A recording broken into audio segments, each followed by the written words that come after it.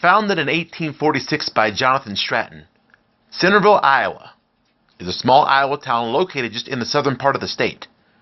Known for its agriculture and annual Pancake Day Parade, this humble community of 5,500 takes pride in being the birthplace of one of the most dominant institutions in junior college athletics. In 1930, Centerville Junior College established itself as an institution of higher education. As a way of enhancing that learning process, CJC began to offer athletic and activity programs to its students. In the mid-1940s, men's basketball was recognized as a competitive varsity sport at CJC. In the 1948-49 basketball season, the Centerville Junior College Maroons went just 3-12, competing against colleges such as Marshalltown, Graceland, and Muscatine.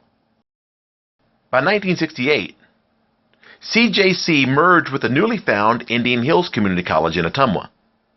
After officially moving the basketball program to the Ottumwa campus in 1980, recruiting throughout America's inner cities became a priority for the program.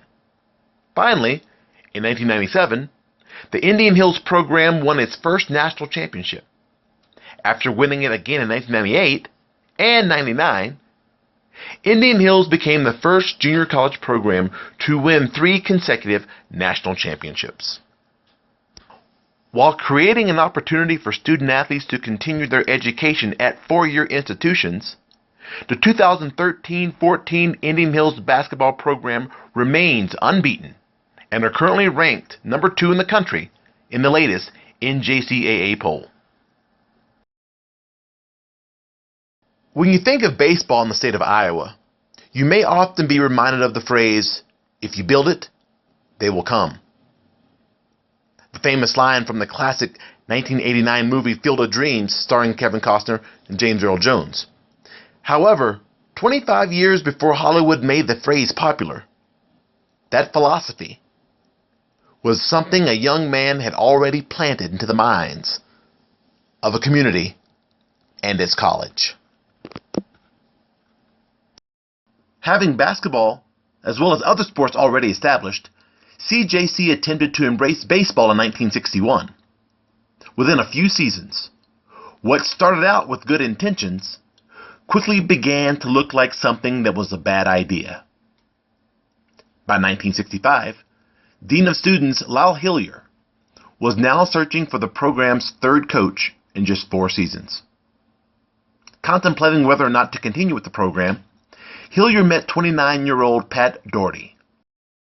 Doherty, who had recently earned his master's degree from Drake University, had only coached a couple of years of high school baseball before becoming CJC's new coach.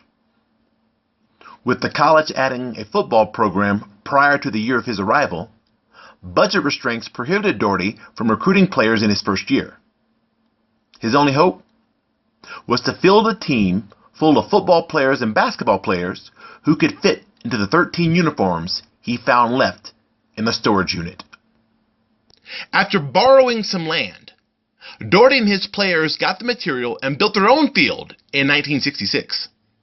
Whether it was using his own car to dig the field or the school tractor to mow it, Doherty's "if you build it, they will come" mentality had little to do with a baseball field and more to do with building a program. Before long, Indian Hills Community College was not only becoming a national powerhouse, but becoming a hotbed for major league talent.